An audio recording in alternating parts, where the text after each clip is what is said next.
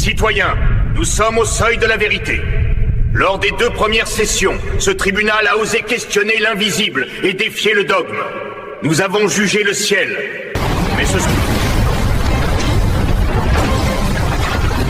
Mais aujourd'hui, nous jugeons l'impact sur la Terre. La religion est-elle le mortier qui unit l'humanité, ou la dynamite qui la déchire? L'union, c'est une illusion, maître Koda. La nature même de votre foi est l'exclusion. Pour déclarer qu'un peuple est élu, vous devez nécessairement déclarer que tous les autres sont profanes. Votre amour divin ne fonctionne que par soustraction.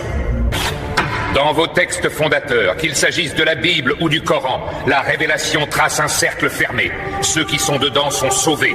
Ceux qui sont dehors sont perdus. Ce n'est pas de la fraternité, c'est de la ségrégation métaphysique. Vous installez dans l'esprit de chaque croyant la certitude toxique qu'il détient une vérité supérieure à celle de son voisin. Comment voulez-vous bâtir la paix sur le socle de l'arrogance? Vous confondez privilège et responsabilité, Sojiro. Votre lecture est superficielle. Être l'élu n'est pas une couronne de gloire que l'on pose sur sa tête, c'est un joug que l'on pose sur ses épaules. Le berger est-il supérieur au troupeau parce qu'il veille? Non.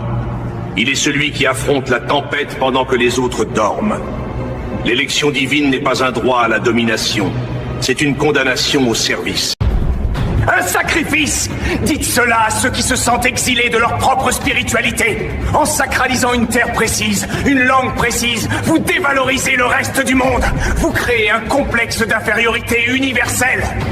Regardez les foules qui traversent les océans pour toucher des pierres qu'ils jugent plus saintes que leur propre sol. Vous avez transformé la foi en un tourisme de la soumission. Vous leur apprenez que Dieu est toujours ailleurs, jamais ici. Et pendant tu vois de la soumission parce que tu regardes avec les yeux de l'orgueil, Sojiro. Ce voyage n'est pas une mendicité, c'est un dépouillement nécessaire.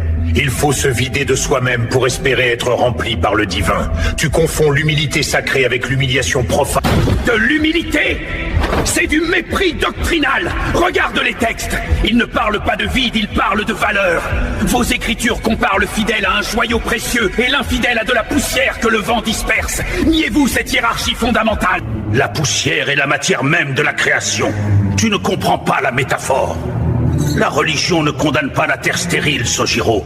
Elle lui fait la promesse qu'elle peut fleurir. Ce n'est pas un rejet, c'est une espérance. De l'espérance. Alors pourquoi l'histoire est-elle pavée de conflits fratricides? Ce n'est pas l'athée qui combat le croyant, c'est le croyant qui combat le croyant pour une nuance de...